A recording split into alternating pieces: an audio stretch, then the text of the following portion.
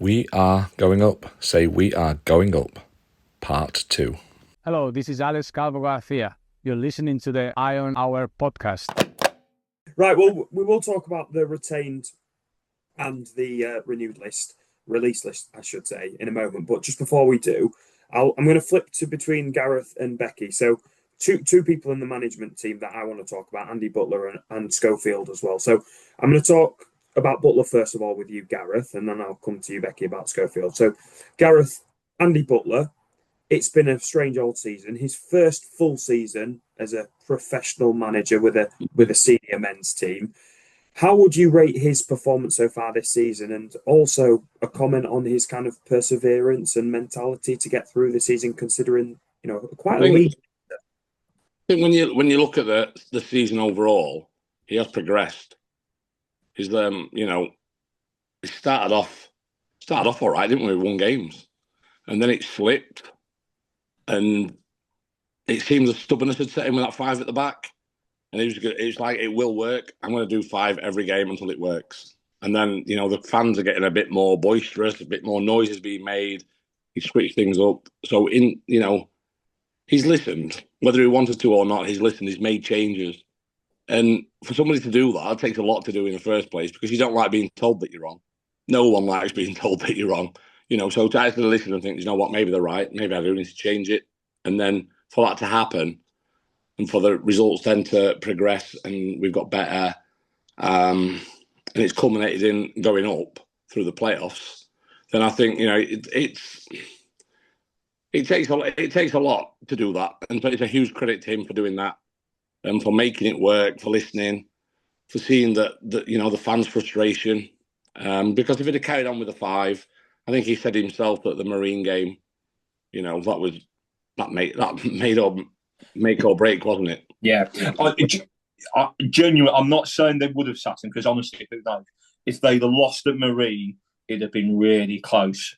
Because that first 80 minutes at Marine was fucking guff. Yeah. I can still. Damon Campion left the 1-0. He'd been robbed, been absolutely robbed. Everything Gareth says is right, though. Sorry to jump in, Barrett. Yeah, it's fine. But yeah, I think, credit to him for making the changes, for listening, for getting on board with the fans, and doing what he's done, because that takes some effort. Indeed. I mean, Becky, as the saying goes, behind every good man is a good woman. Behind every good manager is a good assistant. And I know Schofield is somebody that you sing the praises of. And, it's fair to say we're a balanced podcast. You think he's bailed butts out quite a few times this season. Yeah, absolutely, yeah. I think Butler's progressed massively. I've always made it quite clear that I'm not Butler's biggest fan as a manager. That doesn't mean that I don't want him to do very, very well. However, I do think at the beginning of the season, he was very stubborn, which everyone, I think, agreed with. However, I do feel Schofield is the backbone to Butler at the moment. As he goes through the years, remember, he is new to management, especially men's football. He's very new. As the years go by, he probably won't rely on Schofield as much. But I do think Schofield doesn't get the praise that he deserves. You find Butler often, I know everyone does it, every manager, but he relies a lot on Schofield. He'll talk to Schofield and Musselwhite. He talks to Musselwhite quite a lot. But is that not learning? Is that not learning on the job as well? Absolutely, and that's the thing. He needs that backup. No, funny, and he has progressed massively from when he was so stubborn that he wouldn't have anything but 5 at the back to now, when I think bringing Boise on, like you said earlier, that was the right thing to do. That was the right time to have 5 at the back. However, he has progressed massively, and I really, really want him to do well. I am not closing my eyes to the fact that Schofield has probably dug him out of a grave a few times, and Schofield is very, very experienced, and he is a cracking assistant manager, and he would give Butler a wealth of knowledge, just like Musselwhite. So I don't think he gets the praise that he should. No, that's. But that's not me diminishing anything about Butler. Go on then, Barry. Let's put you on the spot. Out of 10, rate Butler's season. Genuinely, I would say 9 out of 10, because It's his first season in a proper job, and I say proper job meaning the pressures. Oh yeah. Hang on, let's all jump on that and feign outrage. Women's football's not a proper job. No, not at all. He But used to be a postman, didn't he? the difference is what you get with women's football. Okay, the standard can be very high. I've no doubt there, and this is somebody who supports and watches a lot of women's football. But what you don't get is the pressure of the fans, because in men's football, and I do believe this, the fan base, there's a lot more vitriol, a lot more pressure, and a lot more verbal kind of manifestation of people's views and opinions, and you don't get that women's football. You don't get the Donny Bells fans on Twitter saying Andy Butler's lost his fucking mind. Like, you just don't get that.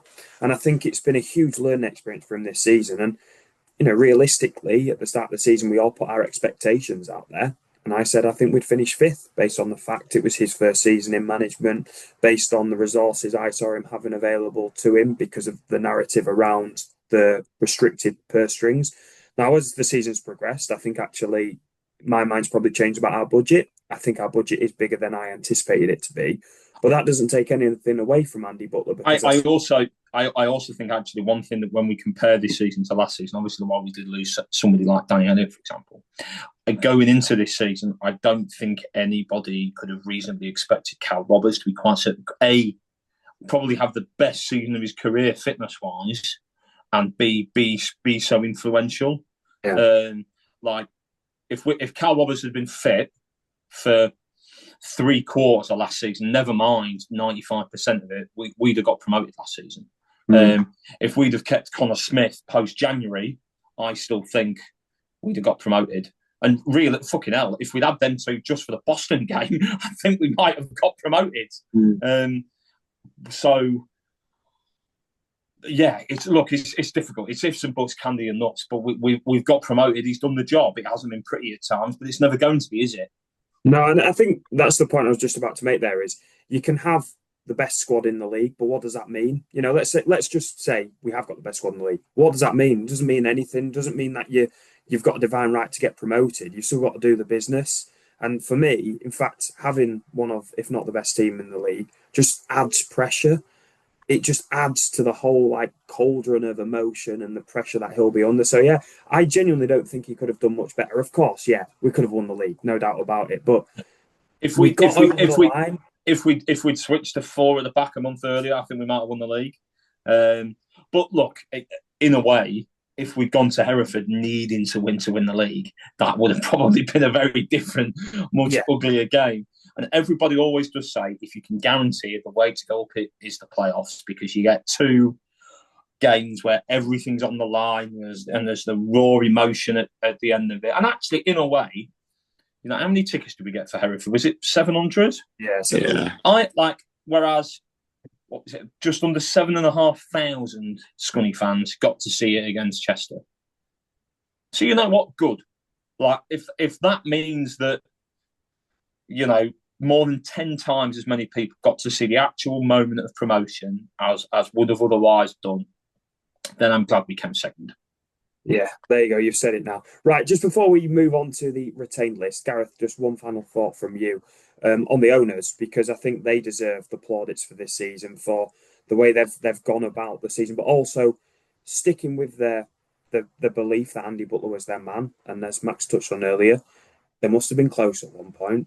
And also over the line, and also the stadium weekend of the festival over the weekend, which Sunday turned out to be a raving success. Boom. He's been waiting for a while to give that joke, hasn't he? For about 50 minutes. That's a great example. Hey, it was majestic. Max, over to you. Okay. Pardon? Yeah, so Gareth. What? No, I think they could have pulled the trigger a lot sooner. The fans were calling for it at times. Get rid of him type thing. We can do better, blah, blah, blah. But they've stuck with the guns. Did they have to? Because they're giving him that contract extension as well. There's a payout there, and if money's tight, it's all ifs, buts, and candy nuts, isn't it? That's what Max said. Yeah. It's a that. great saying. We're going to roll with it. We'll roll with it. There were a few people rolling with it last night, I'll tell you. Anyway, There was a lot of rolling last night. but no, I think, fair play to them for sticking together, for sticking with Butler and Schofield, because, as much as it would have been easy to do, get rid of them, I think, it's a lot harder to do what they've done. Would it, though? What, would it have been easy to get rid of him? Who would you replace him with? This is the point. Well, I don't think it would have been easy. I'm glad they've kept Butler. Yeah, I think we're all glad they've kept Butler. He's progressed massively. I'm glad they didn't just chuck the towel in. Yeah, but that's what I mean. It would have been easy to just chuck the towel in. Absolutely, yeah. We need somebody else in. We're listening to the fans. We need somebody else in. So it would have been easy to get rid of him. But like you say, who would we have got in to replace him? Would we have gone back to an ex-manager and I'll just come in and see us out for the rest of the season, something like that? But no, they stuck with him, and then I obviously want me to talk about the Weekender as well. I was there every day. In the champagne bar, wasn't you? Yeah. There was a champagne bar. Wow. Yeah, Gareth was milking it. Trust me. I gave Kat a champagne last night. Yeah, you did, mate. Yeah. I was sharing it out, and the champagne. Anyway. But no, it was really good. The first night was a bit sketchy. Obviously, everyone knows there's been slow ticket sales. They're giving tickets out for free to people, just try and get people in the ground. And like I say, the first night ends up being a promotion party to get more people into the ground, more fans. And I think that worked, having the players there and the management, the staff on stage. There was a few issues with timing as well. But it's like, we were speaking with George, Debbie and I, and we were just saying that you've got to start somewhere. You've got to start somewhere, and mistakes will be made. It's how you learn from those mistakes. And ultimately, last night was amazing. There still probably wasn't 10,000 people there that they'd have liked, but the people that were there really enjoyed it and made the most of it. And George once again said that those people are the salespeople for next year, because they want to do it again. They want to build on it. They want to do it better. And so when you're seeing all these videos being shared around on media of example of Base Hunter, of Artful Dodger, Majestic, that's a good sign, that people were enjoying it and they were happy to share it and be there and experience it. So hopefully next time it comes round next year, then, that will be remembered by the people that were there, and those people will tell their friends that weren't there, come on down, enjoy it. Yeah, and it's the easiest thing in the world to not try. And to snipe from the sidelines, and fantastic point. Everybody feels better if something fails, and they go, "Oh, I'm right," And I think particularly as well when you pitch into a certain audience, look, this will a bit like Ryan, this will shock nobody. I'm probably not the target audience for that kind of music. Who gives a shit? If there's 5,000 other people in a gig having a great time, how does that hurt or affect anybody else? That's the thing with art, isn't it? Not just music, but anything else. If people like it and have a good time, then that's brilliant. And if the club have, even just about broke even, if the weekend has wiped its own arse, as the saying goes. I did see that the club are at profit. I'm not sure how much, but I know that if there's any loss, that it was on the event promoters and manager. That was on Twitter. I can't remember the exact tweet, but I don't think the club are at it hasn't harmed the finances. No, well, there we go. Literally, and even if you only make a couple of grand, well, that might pay somebody's wages for a week. Yeah. And you've given a load of people a really good time. So honestly, I think this is a great example, of just trying something and people having a good time. And if you don't like it, shut up. Who cares?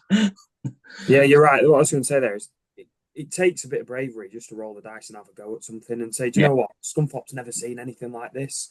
And it's not going to be perfect. God, it's the first one of hopefully many. But to have the courage, I sound like Michael Owen here, mate, but to have the courage to actually have a go at something, I'm all for it. I'm all for it. Right, I've been promising it for 20 minutes. Let's have a quick look at that retained list.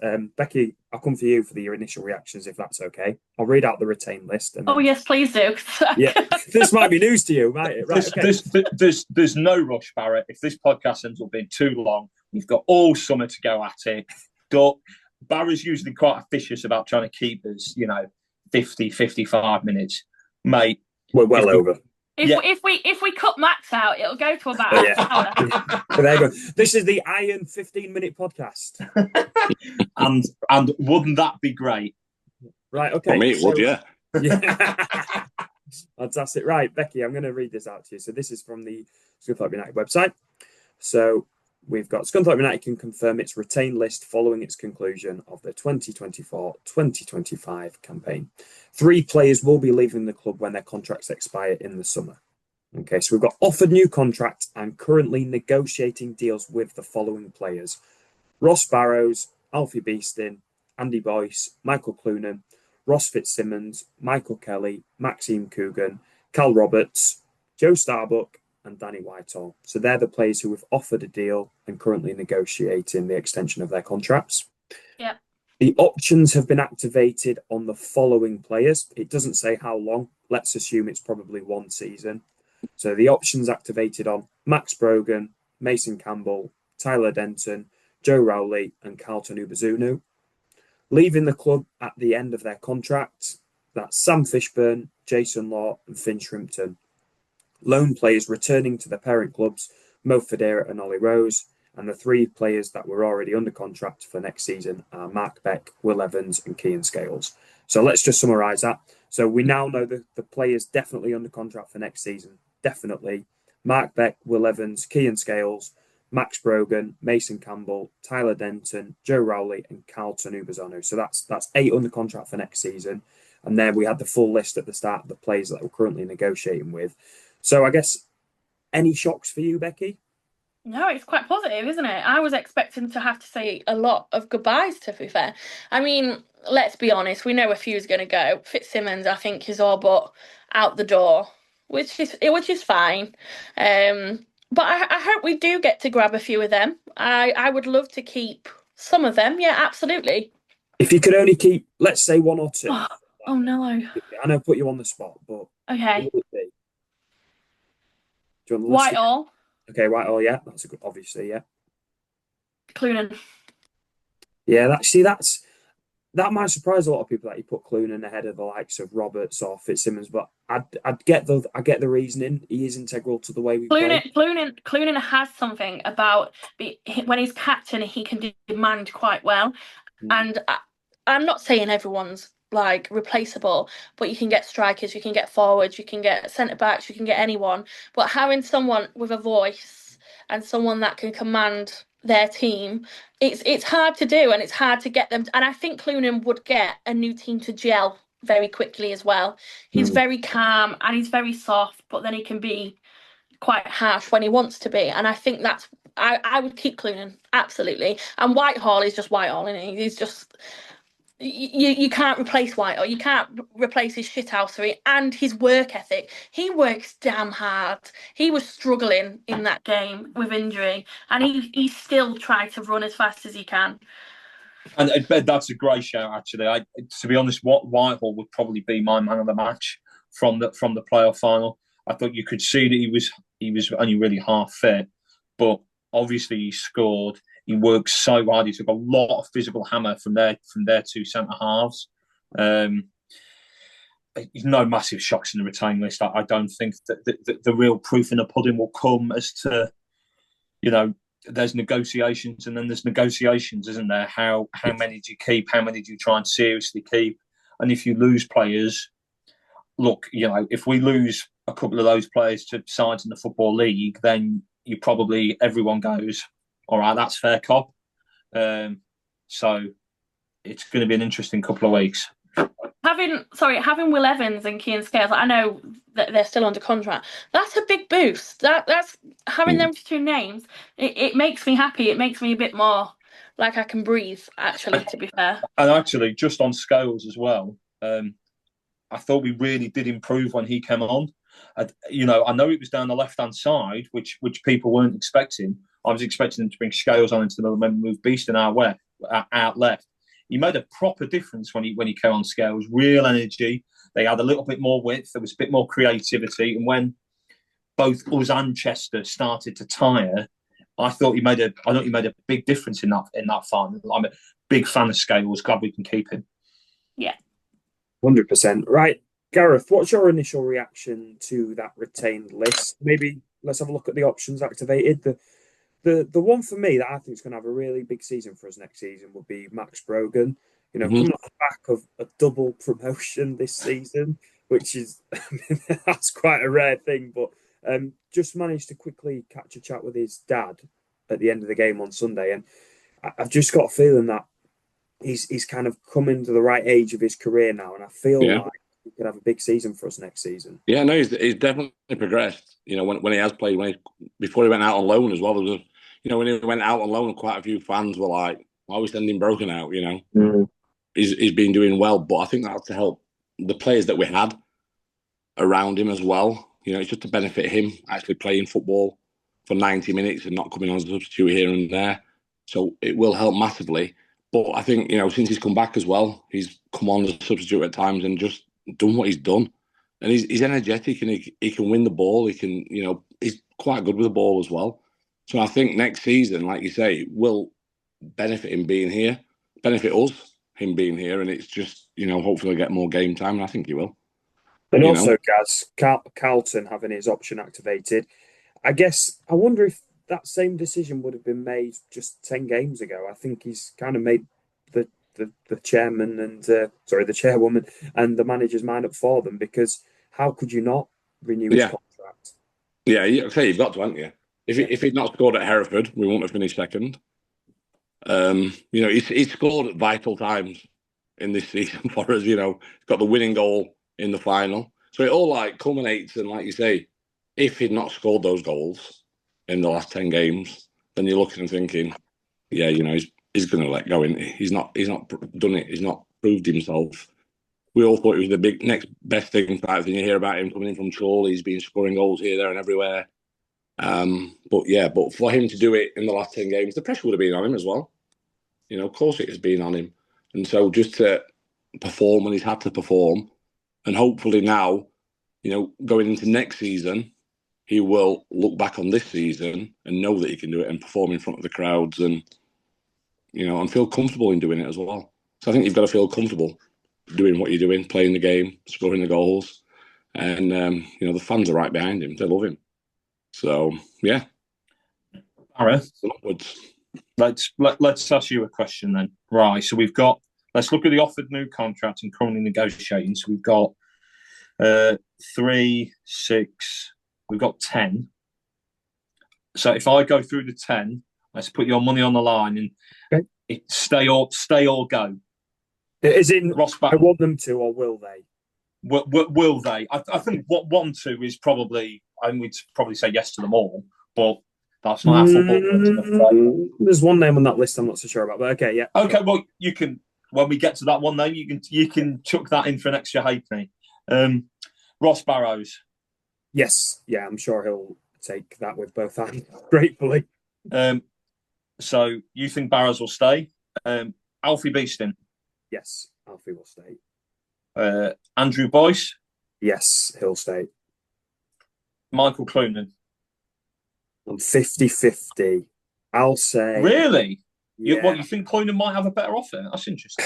Well, he gave up his profession to become a professional footballer with Scunthorpe United, and having to travel the 2+ hours every single day to training because he is still based down in Kings Lynn.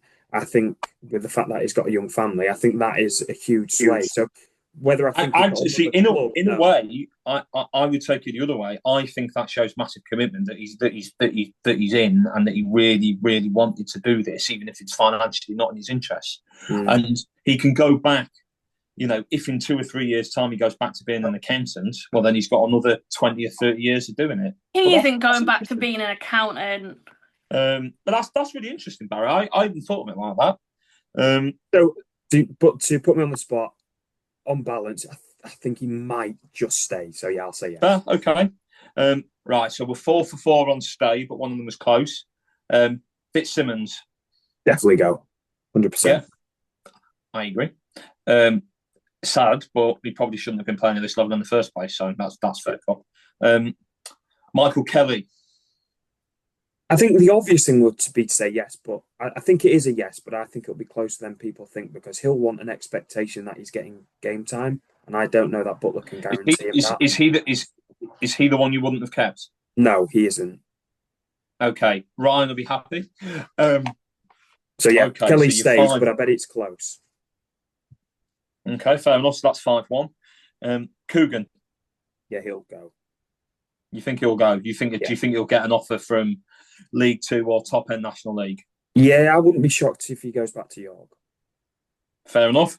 So that's 5-2. Roberts. Yeah, I think he'll go. Unfortunately. So I think in a way, I think you're right because I think he might have better offers. But with Roberts, I did wonder. There is a man who is not guaranteed to pass a medical. It's one thing having offers from National League or League Two, but A, particularly if his hamstring injury currently is quite bad, but also B, his previous record. If somebody said in a month he ends up staying because a move somewhere fell through, I wouldn't fall off my chair in shock. Okay, then I'm guessing you'd have released Starbuck then? Is that what you're saying? Yeah, I know that sounds a bit harsh because he played in that final, and they all probably deserve. Thought he played all right against Chester, to be fair to him. Becky is so outraged at the prospect of you releasing Joe Starbuck. She's had enough. She's fucked off. Yeah, I'm not one to dig players. I'm not so sure I've seen the best of Starbuck this season. I don't think I've seen enough to extend the contract based on how competitive the National League will be. That isn't to say he hasn't done a fantastic job for us. I do believe he has, especially at this level in this final run-in when the pressure's been on. But I do think the step up to the National League is huge. So that one surprised me. But having said that, I think he will take that opportunity with both hands. I bet he'll be the first one to sign the contract. Okay, so we're making that 6-3. And then last, but by no means least, Danny Whitehall. Yeah, I think he'll stay as well. Of all the ones that will stay, I think he's the most important one that will put his pen to the paper. In fact, I'd actually be surprised if he does go. I don't look. You never know for sure, but I thought of the big four.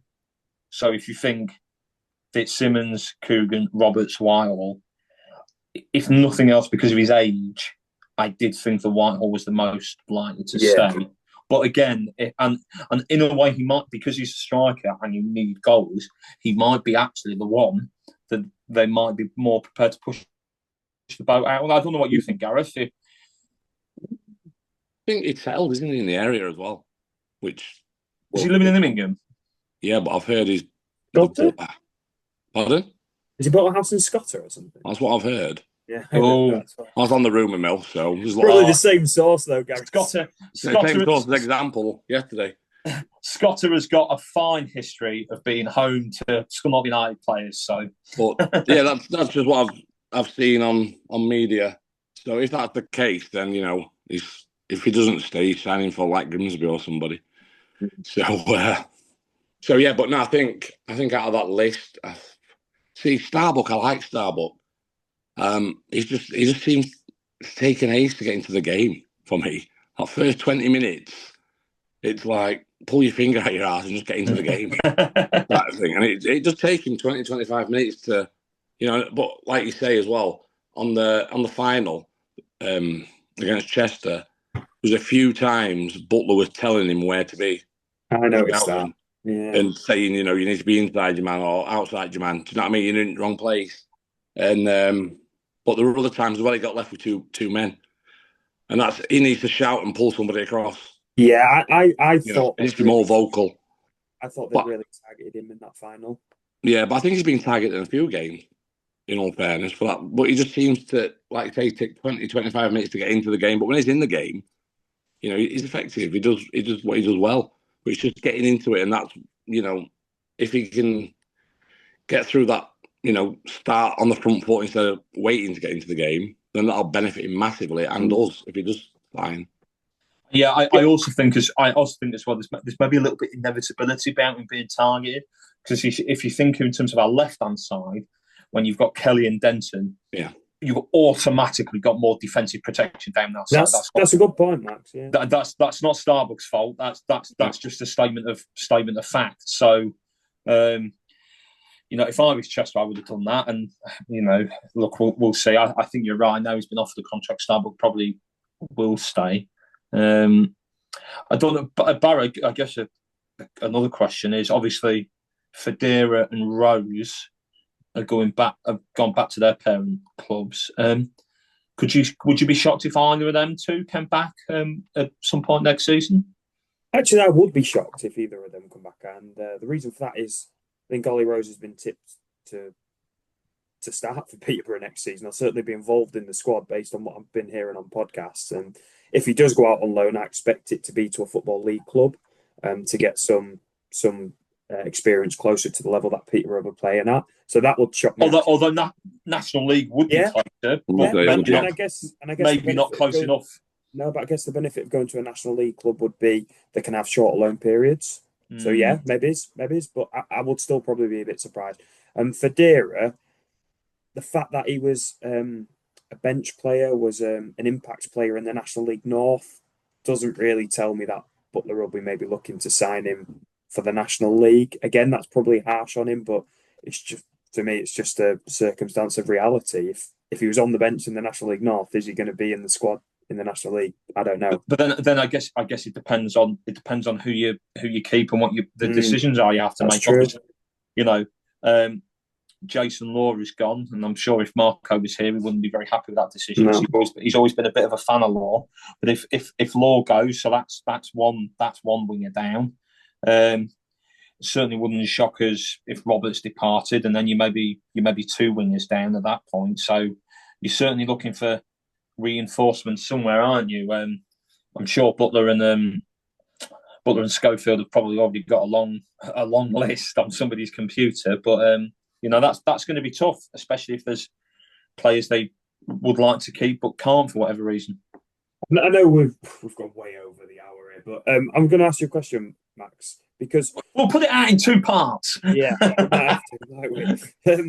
Michelle Harness, after the playoff final, did quite a few interviews, but one thing she mentioned and one thing she touted out there was the possibility of the boost the budget. And Darlington have obviously raised, it was announced today, £100,000 so far for their budget. Which at that level, for a club of that size, with that's amazing. That's terrific work from Darlington. That'll make a massive difference. So question one would be, do you think that's something we're likely to see for us this season based on the fact that Michelle brought it up? And two, what kind of areas would you target on the pitch if we got, somewhere in the region of let's say £50,000, It's a very good question. And actually, my answer to the two questions you've asked there, in a way, is the same, which is we maybe don't know until players are actually signing or going. Because let's say hypothetically, Whitehall leaves. Right, straight away, number 1, 2, and 3 on my list is a striker. Because, if Whitehall left, I'm not massively convinced that Carlton is still a striker, but he's probably the only one you've got then at that basis, because Fishburn's gone as well. Same with Fitzsimmons. When he goes, you're absolutely in the market for a quality keeper. I know people have talked about Whitley at Scarborough. He was on their retained list. He's theoretically under contract for next season, but again, Scarborough have got not insignificant off-field issues. They're probably going to have to play at Bridlington. Well, they are going to have to play at Bridlington next season, and maybe for the entire year if North Yorkshire Council don't get their act together. So, if we want him, we might have to pay a bit of money, but it might not be. It's not going to be crazy money if they did decide he was their man. We'll see. I think there was talk that they thought last season our budget would have been mid-table-ish in the National League. that sort of passes the smell test, doesn't it? Our crowds, if you include the playoff games, let's not. No, I'm not having that. You two sniggering, bugger off. Sorry, I was actually reading my text. I didn't even hear what you said, mate. See, he doesn't listen. He doesn't listen. Brutal. Our attendances would have been 4th or 5th in the National League. You should be able to have a competitive budget. I don't think any supporters realistically go in expect us to have let's say a bigger budget than whoever loses out of Oldham and Southend, Forest Green, because obviously they've got massive backing. Carlisle, because they're coming down. York, because they're getting very, very good crowds. They had a proper go last season. They came very close, but there's no reason that we can't have a respectable mid-table budget as far as I can see. And I don't want to speak for you two, but if somebody offered me in terms of our league placing, if somebody said, right, next season you'll finish 16th. Oh yeah, take that. Yeah. There we 100%. Go. That's the correct answer. I think 100%. The thing is, what you mentioned the crowds there. Now, inevitably, if we're losing games, they'll drop. The crowd will drop off. It's when things are going well and you're winning, crowds always pick up. But I think potentially they will drop off. I don't know what by, but I don't think we'll be up there 4th or 5th average. So it's a really good. It's funny actually. I was having this discussion with my dad only yesterday, and I think any hypothetical drop off in crowds will be offset by increased away following. We're not going to get Russia bringing 9. Yeah. Even if it's on a Tuesday night, if they're having a good year, Oldham will bring 900. So I think that will help, and certainly from an accounting point of view, 200 in the away end is better off than 200 on the Donny Road end because they're paying you more money. And actually, I hope that if we're really grubbing down the bottom and it's really ugly, then they would drop off. But if we're mid-table and our home form is okay, given what's come in the last sort of 6, 7, 8 years, I actually hope that crowds will be okay, particularly if they make a big push for the season tickets. Because then at that point, you've already taken their money. If 100 season ticket holders sit at home, well, that is what it is. I think I was speaking to someone last night. They grabbed me and just thanked me for the videos and stuff.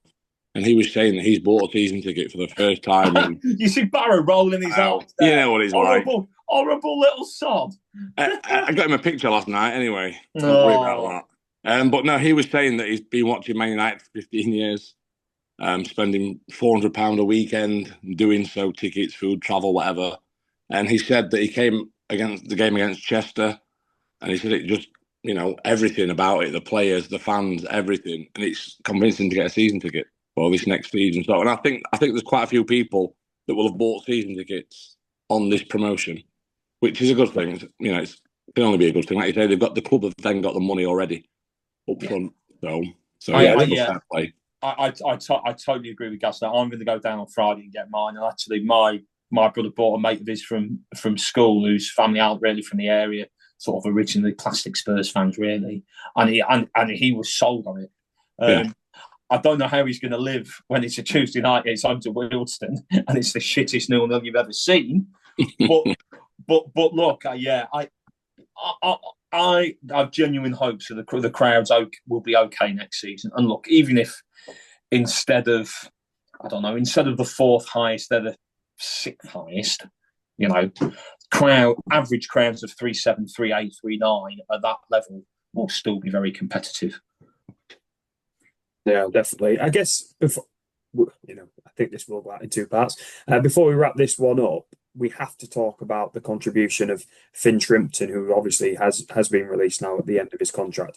Gareth, your initial thoughts to that, and I guess just a thank you to Fin for his efforts over the past few seasons. Yeah, I don't think it really a surprise with him being at Spennymoor. He's not been involved in any games really for us, so I don't think it's come as a surprise. I know a lot of fans reading media are, gutted. He's a scunthorpe lad and everything else, but I just feel that he's been out on loan. He's out on loan at Spennymoor last season. He's been there this season. I just feel it's inevitable, really. They're not going to offer him a contract and then send him out on loan to Spennymoor again, are they? So, Yeah. So, I think it's the same with anyone that's been released. It's like, yeah, thank you for what you've done, but it's time to move on. Just to better himself as well, So you can't just keep players to keep the fans happy because they're from Scunthorpe. Correct. And actually, if you look at Shrimpton, he's done really well at Spennymoor. He's well liked. They got to Wembley and they had a real good tilt at the playoffs. And on a more normal year, actually, it was a massive amount of playoff points to finish, sort of 9th or 10th this year. You'd normally expect how many points did Spennymoor get? Yeah, they finished 9th on 76. That's only 1 point. Frankly, I would expect 76 to be enough to get you to finish in the top 7. 99 times out of 100. Same with Hereford, same with Curzon, who missed out on goal difference. So, if it is Spennymoor that he goes, they've just got to the FA Trophy final. They had a great run. The fans seem to like him. They'll have a proper tilt in the playoffs next season, I'm sure. Right? If it is there he goes, I'm sure he'll have a good next year. With any luck, best of luck to him. Best of luck to Jason Law and Fishburne as well. I wasn't surprised by the 3 who were released, but in fairness to Fishburne, he did a job when he came on. Sort of the last 5 minutes of the playoff final, he did exactly what we needed him at the time. When he won that corner at the end, honestly, I could have kissed him. But best of luck to the 3 of them, whatever their future holds. Before we draw this to a close, we're going to give a shout out to Daniel, the videographer, who does the Inside Iron segments and also puts the highlights together. We had a chat with him, Gareth, didn't we, on Sunday night in the celebrations after the game, and the video has since come out of him going absolutely wild, I think, at full time, which is just incredible. And also James, who does the articles and the preview. So people working behind the scenes, a lot of people get the credit. Those 2 are maybe names that we haven't heard of. Yeah. So I just want to give them a huge shout out and say thank you for the huge effort across the season. I know James, Jake, Lynn and everyone, Julie as well, everyone at the club has done an incredible job this season, Andy Brown as well. And again, apologies if I've missed anyone off, but you've done an incredible job. And actually as well, I was just going to give a little bit of a shout out to Ian Sharp. Obviously, the 3 of us were and Marco, who was very, very drunk. Enjoyed some of the celebrations with the club on Sunday night, and that was just terrific. It was just nice seeing everyone, no matter what they've done, with smiles on their faces, and that's what it's all about, really. I think the 3 of us were the only 3 sober people in that room. Yeah, and we were acting the most drunk. Right. Speak for yourself. I've seen your dancing. Me and Scoey on the tables, mate, doing 500 miles, but it is what it is. Yeah. Right. Thank you so much for bearing with us through this absolute monster episode of the Iron Hour podcast. Gareth, I'm sure it'll be in 2 parts, so thank you for listening to both parts. Look, if you can't celebrate and you can't ramble and you can't rant after a promotion, what's the point? And we weren't. If the retain list hadn't come out today, we wouldn't have had that to discuss as well. So honestly, this season it's been a pleasure, fellas. Well done. A huge thank you for your listening, your contributions throughout the entire season. Thank you so much. We are planning one more treat for you guys. So we are planning on one more episode this season. Who knows, that might be a 2-parter as well. But we're trying really, really hard behind the scenes to put something together for you before, should we say, pre-season. So stay tuned. And if it doesn't happen, remember, folks, it's Barra's fault. Yeah. Well, no, Max, Gareth, Becky's obviously left us. Marco, thank you so much for another incredible season on the Iron Hour podcast. It has been a blast, so thank you so much, guys. And to our listeners, once again, thank you so much. Everyone at the club, you're absolute legends. Can I say one final time? Up the iron. Up the fucking iron. Up the iron, and thank you, Barra.